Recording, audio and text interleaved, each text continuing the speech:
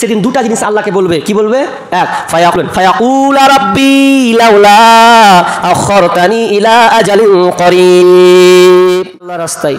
তাহলে একটা গল্প বলি আপনাকে। আমরা তো বেটা ছেলে, বেটি ছেলেকে এই গল্পটা বেশি, এটা কোরআন হাদিস নয় কিন্তু বাস্তব ঘটনা। একটা মৌলানা বক্তব্য দিতে দিতে বলছে, কে দিবে দাও, আল্লাহর রাস্তায় দাও। আলোচনা করতে করতে করতে একটা বুড়ি মেয়ে চলে আসতে, বুঝছেন? বুড়ি মেয়েটা একদম বয়স্ক হয়ে যাবে অনেকটা, আমি শোনা কথা আমি নিজে চোখে লাই। তো বুড়ি মেয়েটা যখন আসছে তো রুমালে একটা পটলি করে বেঁধে নিয়ে উলিয়ে চলে আসছে। নিয়ে আসার পর বলছে এটি সব দিয়ে দিনু। কি দিলা? তো মেয়েটা বলছে কি আছে? তো বলছে বেটা আমি পটলিটা কি আছে দেখো খুলে। তো মলনটা যখন খুলছে তখন খুলে দেখছে যে গলার হার, কানের দুল, নাকের ফুল, হাতের বালা সবটি নিয়ে এসে এখানে জড়ো করে দিয়েছে। তো রসিকতা করে মেয়েটাকে বুড়িমাকে যে বুড়িমা তুমি এতটি মাল বেঁধে নিয়েছো, তোমার বাড়িতে কি বেটা বেটি নাই? কথাটা অন্য ভালো করে শুনবেন, যে আপনার বাড়িতে কি বেটা বেটি নাই? এই মাল তো আপনি বেটিকে দিতে পারেন, বেটির কাজে লাগবে। বুড়িমা তখন জবাব কি দিচ্ছেন দেখেন, বলছেন বেটা এটা অত আমি বোকা নয়, অত আমি খেপা নয়, অত আমি খেপি পাগলা মেয়ে নয় যে আমি আমার জিনিস থেকে আমার বেটি বেটাকে দিব। আমার বেটাও আছে বেটিও আছে, বেটার বিয়ে দিয়েছি, বেটির বিয়ে দিয়েছি, বেটিদেরকে সোনা বানিয়ে দিয়েছি, ওদের যা প্রয়োজন তা আমি দিয়ে দিয়েছি। কিন্তু এই যে গলার হারটা দেখছো এটা আমার মায়ের দেওয়া, এই যে হাতের বালা দেখছো এটা আমার স্বামীর দেওয়া। তাহলে এগুলো আমার মা দিয়েছে আমাকে, আমার স্বামী দিয়েছে। আর এই জিনিসটাকে আমি বেশি ভালোবাসি, বেশি প্রাধান্য দিই। এই জন্য আমি নিজের মাল কোনো বেটাকেও দিব না, বেটিকেও দিব না। এই মালটি কি করব, আমি যতদিন 60 বছর থাকলাম, হয়তো কে জানি কয়দিন পর মারা যাব, কিন্তু এই মালটিকে আমি এই জন্য দিলাম যে আমি এই মালটিকে সবচাইতে বেশি মহাব্বত করি, সবচাইতে বেশি ভালোবাসি। এই জন্য যে এখানে আমার স্বামীর দেওয়া আছে, এখানে আমার মায়ের জিনিস দেওয়া আছে। আর এটি আমি বেটা বেটিকে দিব না, বেটিকে দিব তো বেটি উড়িয়ে দিবে, জায়গা নেবে আর ওর বেটিকে দিয়ে উড়িয়ে দিবে, এটা ভ্যানিশ হয়ে গেল। কিন্তু এটা মালটাকে আমি এতটা ভালোবাসি যে আমি এটা আল্লাহকে দিয়ে দিলাম। আমি কদিন পরই মারা যাব, যেদিন মারা যাব সেদিন আমি আল্লাহকে বলতে পারবো আল্লাহ এটি আমি আপনাকে দিয়েছি আপনার সন্তুষ্টি আপনাকে খুশি করার জন্য, আর এটা আপনাকে ঋণী দিয়ে দিলাম। যেদিন আমি মরে যাব সেদিন আমি আল্লাহকে বলতে পারবো আল্লাহ যেদিন 60 বছর বেঁচেছি, এই 60 বছর ধরে আমি গলার হার পরেছি, তো আল্লাহকে সেদিন বলতে পারবো যে আল্লাহ আমি দুনিয়াতে যে গলার হার পরেছিলাম তো ওই স্বামীর জিনিসটি, আমার মায়ের জিনিসটি তুমি আমাকে এখন দাও, আবার এই মরার পরে জিন্দেগিতে আমি পড়বো। এটা আমি বলতে পারবো, এটা আমার নষ্ট হলো না। তাহলে মেয়েটা কত চালাক, ওর কথা ওটা যে আমি আমার ছেলেকে দিব না, মেয়েকেও দিব না। আরে মেয়েকে তো দিয়েছি, ওর বিয়ে দিয়েছি, ওকেও 1.5 ভরি 2 ভরি 2.5 ভরি 4 ভরি যা দিয়েছি। এটা আমার ব্যক্তিগত পছন্দ, এটা আমি কোনো ছেলে মেয়েকে দেবো না, এটা আল্লাহকে দিলাম, মরার পর আমি ঋণ দিলাম, আল্লাহর কাছে চেয়ে নেবো, ঝামেলা শেষ। কত চালাক মেয়ে দেখেন। আর এরপরেও আমরা ভাবছি কি করবো রে, সেই তো কি করবো, সেই তো পকেটে তো আছে টাকা মাল। তো এরপরে আমার অনুশোচনা, এরপরে আমাদের বিবেক খুলে না। বেঁচে আছি এরপরে আমাদের বিবেক খুলে না। কেন বিবেক খুলে না? এই জন্য বিবেক খুলে না, বিবেক খুলবে একটা দিন। সূরা মুনাফিকুন চলে যান, বিবেক খুলবে একটা দিন। কখন? আল্লাহ তাআলা ওটাই টেনেছেন যারা বখিলতা করেছে, কৃপণতা করেছে দেওয়ার পরে, সেদিন লোকটা কানবে। ওই কথাটা আমার নয়, আল্লাহ নিজেই বলছেন লোকটা সেদিন কানবে। কোন দিন? যেদিন আল্লাহকে বলবে। কখন? যখন লোকটা মরে যাবে, মোরা জান চলে যাবে, এমন সময় জান যেতে যেতে যেতে যেতে যেতে আল্লাহকে 2টা অভিযোগ করবে। কটা? মানে আল্লাহকে যে 2টা আবদার। আমি আপনি সবাই যদি বখিলতা করি, যদি দানে যদি মানে পিছু পা হয়ে থাকি, সেদিন 2টা জিনিস আল্লাহকে বলবে। কি বলবে? এক, আল্লাহকে বলবেন ফায়াকুলা রাব্বি লাউলা আখরতানি ইলা আজালিন করিব। তো লোকটা কি হাসতে হাসতে বলবে? না, চোখ দিয়ে কান্নার রোল, সে ধুমভার আক্রান্ত মন নিয়ে কাঁদবে, আল্লাহকে ডাকবে ফায়াকুলা রাব্বি, হে আমার রব, হে আমার মাওলা, ফায়াকুলা রাব্বি লাউলা আখরতানি ইলা আজালিন করিব, তুমি আমাকে একটু সময় দাও। কান্নাটা মা পাবে, দেখতে পাবে না, স্ত্রী দেখতে পাবে না, ছেলে দেখতে পাবে না, মেয়ে দেখতে পাবে না, শুধুমাত্র আল্লাহ 7 আসমান উপর থেকে দেখবে যে বান্দাটা কাঁদছে। কেন কাঁদছে? আল্লাহ ওই কথাটা যখন প্রত্যেকটা মানুষ ওই যখন কাঁদবে তখন আল্লাহ সূরা মুনাফিকুনের শেষের দিকে পড়ে নেবেন, ওটা আল্লাহ তুলে ধরেছেন সেই দৃশ্যটা, যে ফায়াকুলা রাব্বি লাউলা আখরতানি ইলা আজালিন করিব। কি চাইবে? ফাসাদ্দাকা, ওয়াকুম মিনাস সালিহিন, ফাসাদ্দাকা ওয়াকুম মিনাস সালিহিন। আল্লাহ দুইটা জিনিস চায়, কি? ফাসাদ্দাকা, আল্লাহ আমি সাদাকা করব, ওয়াকুম মিনাস সালিহিন, এবং ভালো লোকদের অন্তর্ভুক্ত হব, যারা ভালো তাদের সঙ্গে মিশে যাব। আর প্রথম বলবে আল্লাহ, আল্লাহ তুমি আমাকে একটু সাদকা করার সুযোগটা দাও। বলবে না আল্লাহ 1.5 বিঘা জমি নিয়েছি, দেখা হয়নি, দেখতে যাবো, এ কথা বলবে না। বাড়ি 3 তলা উঠিয়েছি, কমপ্লিট হয়নি, আল্লাহ সময় দাও, এটাও বলবে না। বলবে না বিবির মুখটা লাস্ট চান্স দেখবো, এটাও বলবে না। মাকে দেখবো, এটা বলবে না। প্রথমে একটা কথা বলবে, ফাসাদ্দাকা, আল্লাহ আমি প্রথমে সাদকা করব। তো সাদকাটা কেন ধরবেন? মুহাদ্দিস কিরাম এটাকে ব্যাখ্যা করছেন যে প্রথমে এই জন্য বলা হবে, মানুষ যদি বলেন নামাজ পড়বো, তো নামাজ পড়তে গিয়ে 4 মিনিট 5 মিনিট একটা সময় লাগবে। 2 রাকাত নামাজ পড়তে গেলে অন্তত 4-5 মিনিট সময় লাগবে, তাহলে এটা সময়ের ব্যবধান। কিন্তু বান্দা ওই মাইয়াত মুহূর্তে বলবে ফাসাদ্দাকা, নামাজ নয়, রোজা নয়, আপনার অন্য কোনো আমল নয়, তো করবোটা কি? সাদকা করব। তার মানে সাদকা করতে বেশিক্ষণ নয়, আপনার পকেটে 10 টাকা আছে, 5 টাকা দিব, এই বললাম, এই দিয়ে দিলাম, তাহলে কতটুকু সময়? শর্টকাট আছে, দিয়ে দিলাম। এই জন্য মাইয়া যখন মারা যাবে মুহূর্তে শেষে কাঁদবে আর আল্লাহকে বলবে, আল্লাহ ফাসাদ্দাকা, আল্লাহ আমি প্রথমে সাদকা করব, ওয়াকুম মিনাস সালিহিন, এবং সত্যবাদীদের অন্তর্ভুক্ত হয়ে যাব।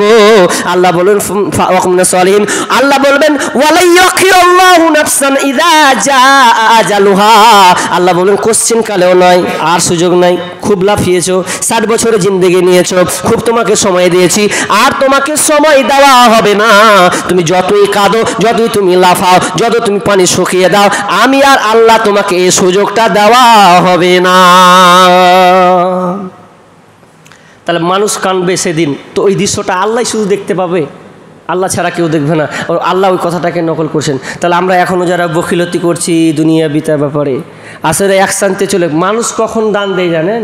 কথাটা বলি মেলে অনেক জায়গাতেই বলি, কথাটা কেমন, মানে আমরা আদায় করি, তো বলি দে বাপ দে দে দে, তো শর্ট করে পকেট থেকে বের হবে না, কিন্তু একটা জায়গাতে ওর যতই হোক যা আছে সব দিয়ে দেবে। হাসবেন না, বলে দিছি, এখন চাইছি তো বের হয় না, কিন্তু একটা জায়গাতে প্রত্যেকটা মানুষের বের হবে। কিভাবে? আমি বলছি দেন বাপ দেন দেন দেন দেন, তো পকেট দিয়ে বের হয় না, দে বাপ দে তো আসে না। আর যখন রাস্তা পথে হাঁটতে যদি ডাকাতের হাতে পড়ে যায় না, যদি গলায় মেরে দেয়, এখানে পাড়াম করে ধরে লাই, লে বাপ লে, সব লে, জালবিলে চারটা বাচ্চা বলে বলবে না।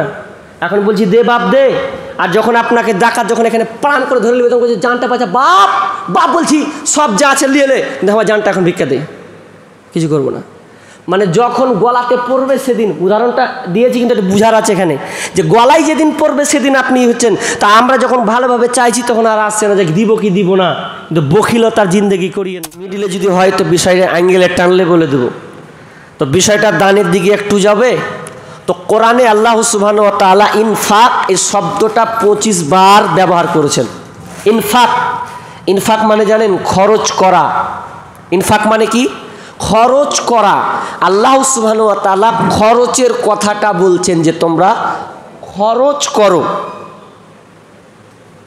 তো খরচের ব্যাপারে আল্লাহ সুবহানাহু ওয়া তাআলা কোরআনে এক এক রকম এক একটা মানে কথা বলেছেন। যেমন যখনই আল্লাহ বলছেন ওয়ায়ুকিমুনাস সালাহ, সালাতের পরে পরে ওয়াইতুনাজ যাকাহ, সালাত পড়ছে তো আবার সালাতের পরে পরে যাকাতের কথা বলছে। মানে 1 বছর মেয়াদ হতে গেলে, পূর্ণ হতে গেলে ওর এই নির্যাস 1 বছরে যে আপনার যাকাত যার উপরে ফরজ, তাকে যাকাতটা বের করতে হবে। এটাকে এক প্রকার যাকাত বলা হয়। কোনগুলো একগালাকে বলা হয় সাদাকা। এর কোনো বছর মেয়াদ নেই, মানে এর বছর মেয়াদ নেই, আপনি যখন ইচ্ছা দান করতে পারেন, দিনে রাতে দুপুরে সকালে যখন ইচ্ছা, এটাকে বলা হয় সাদাকা। কোনগুলোতে আল্লাহ সুবহানাহু ওয়া তাআলা বলেছেন ফিদিয়া, কোন জায়গায় বলেছেন কাফারা। তাহলে এক এক জায়গায় এক এক রকম করে আল্লাহ সুবহানাহু ওয়া তাআলা এই খরচের দিকটা আলোচনা করছেন। তো এই বিষয়টা যদি বলি, তো আমার গবেষণা, আমি যেটুকু বক্তব্য লিখেছি 2.5 ঘন্টার উপরে আমার লেখা আছে। তো আমি আপনাদের সংক্ষেপে কিছু বলার চেষ্টা করি যে আল্লাহ তাআলা খরচ করার ব্যাপারে এত বলছেন কেন? যে আমরা মুমিন, আর মুমিন হতে গেলে এই খরচের মধ্যে আপনাকে থাকতে হবে। কেমন? যেমন আল্লাহ বলছেন আল্লাযীনা ইউমিনুনা বিল গায়বি ওয়া ইউকিমুনাস সালাহ ওয়া মিম্মা রাযাকনাহুম ইউনফিকুন। আল্লাযীনা ইউমিনুনা বিল গায়ব, যারা গায়বের প্রতি ঈমান এনেছে, ওয়াদিসের প্রতি ঈমান এনেছে। আল্লাযীনা ইউমিনুনা বিল গায়বি একটা, ওয়া ইউকিমুনাস সালাহ এবং যারা সালাত প্রতিষ্ঠা করে, নামাজ কায়েম করে, ওয়া মিম্মা রাযাকনাহুম ইউনফিকুন এবং আল্লাহর রাস্তায় নিজের রোজগার থেকে খরচ করে। তো এখানে তিনটা কথা হলো। একটা কথা হলো যে মুমিন কারা, ঈমানদারের প্রতীক চিহ্ন তিনটা তুলে ধরলো। একটা কি, যারা গায়েবের প্রতি ঈমান নিয়ে আসে। গায়েব মানে আমি আল্লাহকে দেখিনি অথচ আমি ঈমান এনেছি। জান্নাত আছে, জাহান্নাম আছে কিন্তু দেখিনি, এরপরে আমি ঈমান এনেছি, এটাকে বলা হয় গায়েবের প্রতি ঈমান। কিন্তু মুসলিমদের ঘরে অনেক ছেলেরা এগুলো বিশ্বাস করে না। আপনি আশ্চর্য হয়ে গেলেন? আশ্চর্য হওয়ার কিছু নাই। যদিও আমি রাস্তা পথে চলাচল করি, অনেক জেনারেল পড়ুয়ার সঙ্গে উঠা বসা লেনদেন, যদিও আমি এক জেনারেল ছাত্র, আবার মাদ্রাসার ছাত্র, বা একজন ফারাগাত করে একজন হয়তো মৌলানা টাইটেল হয়েছে, কিন্তু অনেক ছেলেদের সঙ্গে উঠা বসা করি। অনেক মুসলমানের ঘরে ছেলে আছে যে আমি আল্লাহ বিশ্বাস করি না, কেন বিশ্বাস করব, দেখিনি তো। অনেক ছেলে আছে এরকম। অনেক ছেলে আছে যে জান্নাত জাহান্নাম এগুলো সব ভুল কথা বলে। আমাদের এলাকাতেই আছে, বামুহার গ্রামটাতে কয়েকটা ছেলে আছে এরকম যে ওরা গায়েবকে বিশ্বাস করে না, অথচ ওর বাপ মুসলিম, ওর মা মুসলিম। কিন্তু মুমিন হতে গেলে আপনাকে গায়েবের প্রতি বিশ্বাস নিয়ে আসতে হবে। 2 নম্বর কি, নামাজ প্রতিষ্ঠা করতে হবে, নামাজে আপনাকে পাবান্দ হতে হবে, পাবান্দ। আর 3 নম্বর হচ্ছে আপনাকে আল্লাহ রাস্তায় খরচ করতে হবে। তো খরচ যখন করতে হবে, তো যদি আপনি মনে করেন যে আমি আল্লাহর প্রতি ঈমান নিয়ে আসলাম, গায়েবের প্রতি ঈমান নিয়ে আসলাম, নামাজ পড়লাম, দান করব না, তাহলে আপনি পরিপূর্ণ মুমিন নন, তাহলে আপনি বাদ হয়ে গেলেন। এখন আপনারা হয়তো কিছু লোক বসে আছেন মনে মনে করবেন যে যারা পয়সাওয়ালা লোক ওরা দান করবে, আমরা গরিব মানুষ কি দান করব? হাজি, একটা কথা আসবে না, যার পয়সা আছে সে দান করবে, তা আমরা গরিব মানুষ কি দান করব? তাহলে আপনাকে একটা হাদিস শোনাই। যখন আল্লাহ রাসূল সাহাবীদেরকে বলছেন যে সামনে যুদ্ধ আসছে, তো তোমরা আজকে আল্লাহ রাস্তায় দান করো, অস্ত্রপাতির ব্যাপার আছে, অনেক কিছু খরচ আছে, তো আল্লাহ রাস্তায় এলান করছে দান করো। আবু বাক্কারও দান নিয়ে আসছে, উমারও নিয়ে আসছে, উসমানও নিয়ে আসছে। তো আবু বাক্কার দান নিয়ে আসলে তোমরা দান নিয়ে এসো সব মাল। তো এবার আবু বাক্কার ছোট একটা টুকরি, আবু বাক্কার রাদিয়াল্লাহু তাআলা আনহু একটা ছোট একটা মানে কি বলে ডালি, চাঙ্গারি যেটা বলে, তো ওতে কিছু মাল নিয়েছে, আল্লাহ রাসূলকে দিয়ে দিলে। তা আবু বাক্কার বলছে, আল্লাহ বলছে, আবু বাক্কার তুমি কতটুকু মাল নিয়ে এলে আর কতটুকু বাড়তে রেখেছো? আল্লাহ রাসূলের ভাষা দেখেন, একটু বুঝবেন। আল্লাহ রাসূল বলছেন যে আবু বকর তুমি কতটুকু মাল নিয়ে এসছো?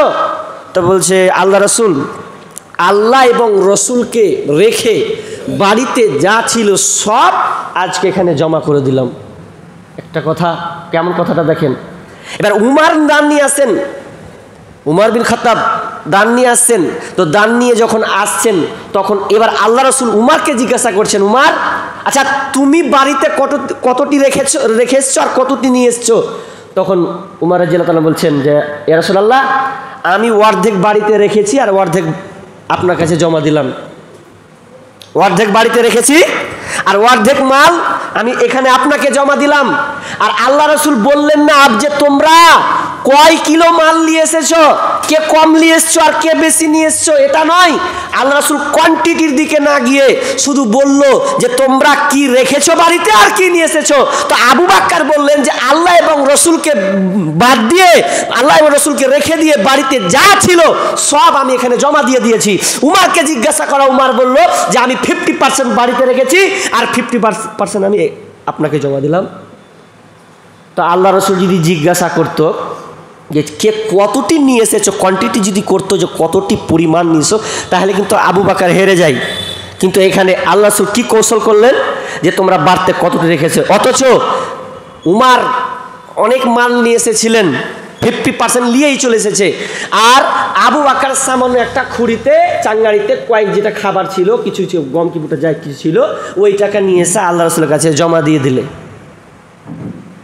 তাহলে এখানে গরিব আর বড়লোক বলে কথা নয়, এখানে আপনার উপরে মেয়াদ আসেনি, আপনি যেটুকু রিক্সাওয়ালা হন, আর আপনি ভ্যান চালক হন, আর আপনি চেন্নাইওয়ালা হন, আর আপনি আপনার কিনা কোটিপতি হন, যে হোক না কেন, আপনাকে খরচ করতে হবে, যতটুকু সামর্থ্য আপনাকে দিতে হবে, এর পরিপরে আপনি নেকি পাবেন। তা আল্লাহ সুবহানাহু ওয়া তাআলা খরচ করো এই কথাটা কেন বেশি করে বলছেন জানেন? কেন বলছেন? একটু ধ্যান দিবেন আমার দিকে। কেন বলছেন যে খরচ করো? কি দরকার আছে? ইসলাম আর আপনার কি ইহসানুদ্দিন, দিনুল ইহসান, ইসলাম হচ্ছে মানবতার ধর্ম। ইসলাম হচ্ছে মানবতার ধর্ম। এই মানবতার ধর্ম, তার মানে মানব ইসলাম মানুষদের জন্য কি ভেবেছে, গরিবদের জন্য ইসলাম কি বলে। আপনি একজন পয়সাওয়ালা মানুষ, আপনি বাড়িতে ঘুমিয়ে মানে শীতের সময় ভালো ল্যাপ 4000-5000 টাকা দামে লেপ দিয়ে আপনি ঠান্ডা শীতকে নিবারণ করবেন, আর পাশের গরিবটা ওই বিছান ক্যাথা ছাড়া ঘুমাবে। এটা ইসলাম মানে না। ইসলাম চাই আপনি যেমন 4000-5000 টাকা দামের লেপ দিয়ে আপনি ঘুমাবেন, একটা গরিব দুঃখী যেন অন্তত ছিঁড়া ক্যাথা দিয়েও ও শীতটাকে যেন নিবারণ করে। ইসলাম এটা চাই।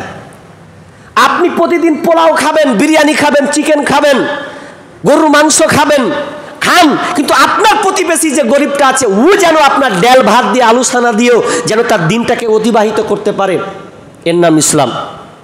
তাহলে গরিবদের জন্য ইসলাম কতটুকু কিভাবে ভেবেছেন? এর জন্য এসেছে যাকাত, এর জন্য এসেছে ফিতরা, এর জন্য এসেছে কুরবানির বিধান, আর অন্যান্য কিছু একটা একটা করে বলবো, যদি শোনার মন চাই তো খুলে বলবো, আমি ঘড়িটা দেখবো আর বলবো। তবে